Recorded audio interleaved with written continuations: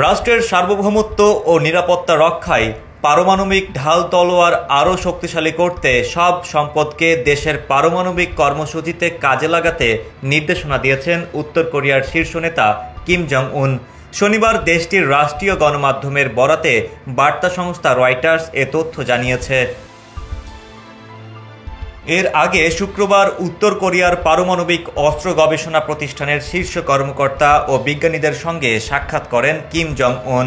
তিনি বলেন, পারমাণবিক প্রতিরক্ষা ব্যবস্থাকে আরও উন্নত করাই এখন দেশের জন্য মৌলিক সর্বোচ্চ অগ্রাধিকারের বিষয়।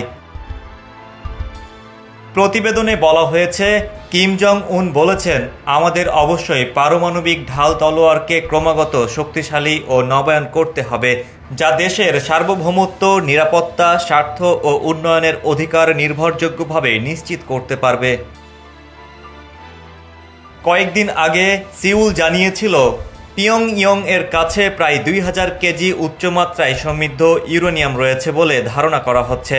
সিউলের এই মন্তব্যের পর দেশের শীর্ষ পারমাণবিক বিজ্ঞানী ও সামরিক কর্মকর্তাদের সঙ্গে বৈঠক করেছেন কিম জং উন।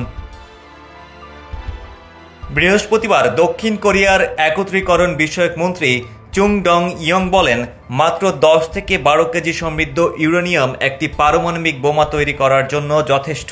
তিনি বলেন, এমনকি এই মুহূর্তে উত্তর কোরিয়ার 4টি স্থানে ইউরেনিয়াম সেন্ট্রিফিউজ চালু রয়েছে এবং সম্ভবত পারমাণবিক উপাদান জমা রয়েছে।